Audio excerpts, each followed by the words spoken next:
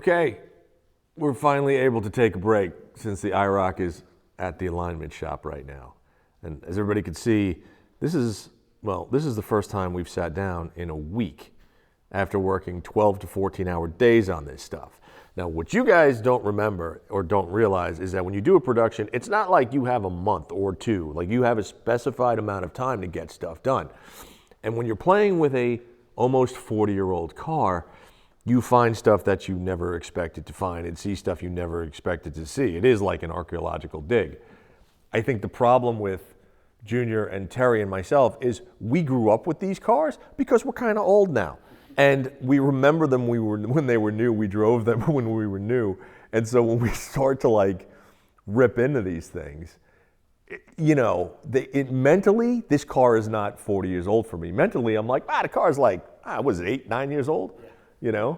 Yeah, it seems like a late model car still. It does. Yeah. But we all experience new cars. We have the opportunity to do that. What's your two favorite things about this car, not IROCs in general, this car, and two things that you just like, I just want to burn it to the ground?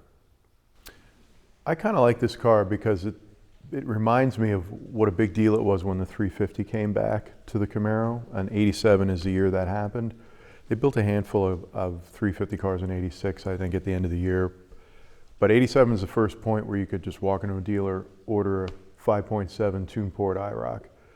And you remember when the third gen came back, there was no 350, and that was one of the disappointments of the third gen when it debuted in 82. So the 350 was a big deal, and this car, somebody just went to town with the option sheet. Yeah, you guys were saying you found the build sheet, Found right? the build sheet and under this the is a carpet. pretty high option car. Yeah, I mean, it has T-tops, of course. It has the leather interior, which you don't see much. It had the Bose sound system. I think that was an expensive option. And it's basically seems to have just about everything you could get. It's got AC and power everything. And so this would have been when it was sitting in the showroom, and it seems like the kind of car that might have actually been in a showroom. Yeah. I mean, this was probably one of the most expensive, if not the most expensive Camaro you could buy that year. Yeah. And the IROC was a big deal when it came out. The 350 again was a big deal. So this car would have been a car that somebody who would have been our age in 1987 would have been like, I want that car. Junior, what about you? I like that the car is still analog. I'm old. I don't like touchscreens. I don't like the excessive accessories and everything in a car. I think it detracts from the experience. Yeah. I like the analog of it, and probably the second thing that I really, really love about this car now, it's a 5-speed. Yeah. It's not a 350 automatic. It's a 5-speed. It's what it should have been back in the day. And again, that driving experience now, I think, is so much better. So much better. I keep looking at it where, I don't know why I don't visualize the car or feel like the car is that old, but it is, right? And it's as we're ripping the car apart, like Junior last night thought was going to lose his mind because we pulled the center console out of the car. And the wiring in the car looked like Ray Charles did it blindfolded with his feet. It is the worst.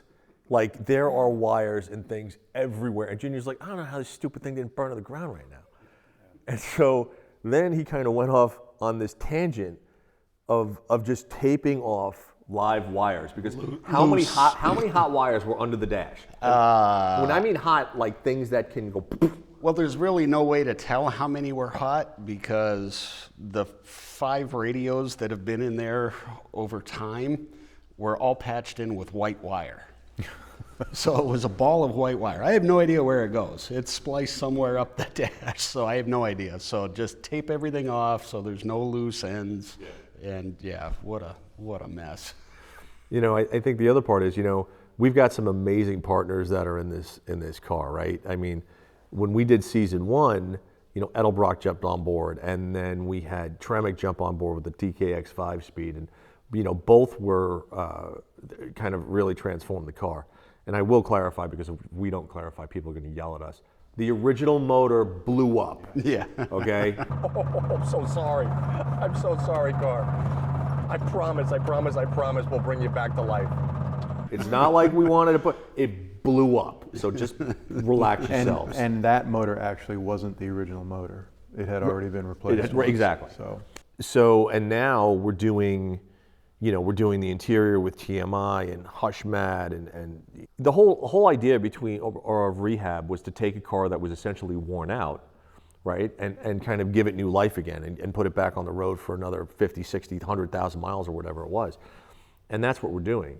But keep in mind that all of these parts, there's a cost factor to this stuff, right? Yeah. And, so if you're going to go back and if you're going to buy a car like this, if you've always wanted a Camaro and you're like, I'm going to do this, make sure you understand what you're getting into, because again, they're 40 years old, and the more that we take door panels off and do this stuff, the more stuff, like what was your biggest, like, oh my God, find that you've seen so far?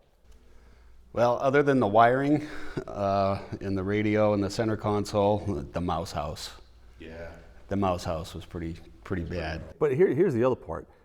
Because the car was built in the kind of the mid 80s, right? And it ran until the early 90s.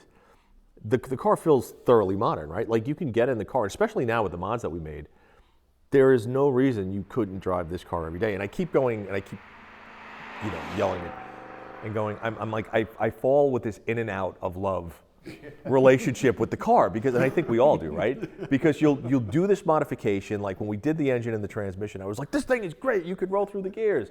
And then all of a sudden you start to pull a panel off and you see just like a mouse house and like old fingernails from some Guidette in Brooklyn, because the car's from Jersey, whatever the case is in the thing. And you just like God forbid we ever put a black light on the inside of this car when we first got it. It'd probably look like a Jackson Pollock painting. It'd be horrifying. But now you kind of, you do these updates and then you take it out. Like we took it out yesterday just for an initial test drive with the new suspension, with the QA1 suspension.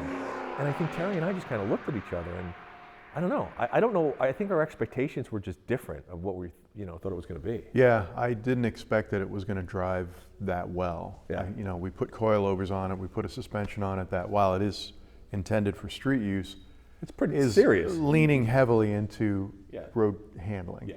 and road course driving. And it rides fine on the road. And we've got it set up, we started with full soft, but no, then we took the rears up. You took the rears up halfway or Yeah, up I 6 think clicks. there were, there's I think 16 or 18 adjustments and we put them about half. 6. And yeah, it rides just fine. Yeah. And it's not like, well, it's fine for what it is. It's No, really good. It rides quite well for a Camaro like that. Yeah. And remembering too that those IROCs didn't ride very well when they were brand new. They were really stiff. I would say there's a possibility that thing actually rides nicer now than it did with the factory IROC tune in it. So that's fine. The other thing about that car, what you're saying, we're finding stuff in it. And I think one of the things that's making us not realize how old the car is that even though it's got the messed up stereo stuff and you're almost guaranteed on these cars, any Camaro or Mustang or Firebird from the past 40 years, make that 60 years, the wiring has been butchered for stereos. And this car certainly was a particularly bad example. But beyond that, the car's not really, it's not awful. I mean, No, we know not how at all. old Camaros and Firebirds can be. Last night when we were working on the door panel, in fact, we look in the bottom of the door, we get the old panel off, and we found all this body shop Bondo like cheese grater filings, and we're like, oh no, the door has been wrecked. We're looking with a flashlight inside the door. The door's never been touched, evidently. So I don't know why it's full of Bondo shavings, unless Is it a Friday built car? or somebody in a body shop was working right next to it, and that stuff was somehow blown in there. It's weird, but we took the carpets out, and you were stunned that there was No holes. Yeah, there's no the rust. lack of rust for a Northeast, I mean, let's face it, these things rotted pretty good. They didn't have the best rust protection on them. There's not a hole in it.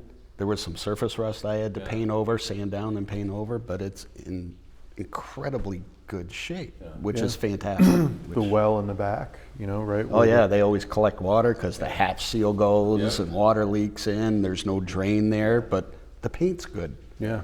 Yeah. Yeah, so it's not that bad of a car for its age, and I think that's helping us to not realize how old the car actually is. So you know, I will say this: if you are going to jump in and you are going to take one of these cars and restore it, understand what you're going to get into. Plan for it. I'll tell you right now, whatever you think your budget is going to be, and this is for anything, double it or triple it. Trust me. However, if you're going to make the commitment to the car, make the commitment to the car, because if you do, I promise you, you will giggle and you will laugh and you will just enjoy when the car is done. And if you get to do it with a bunch of friends like this, it'll be one of the greatest experiences you ever had. To learn about the IROC from start to finish, make sure you go to the Hemmings YouTube channel and watch IROC Rehab Season 1 and Season 2. It'll teach you everything you ever wanted to know about this car.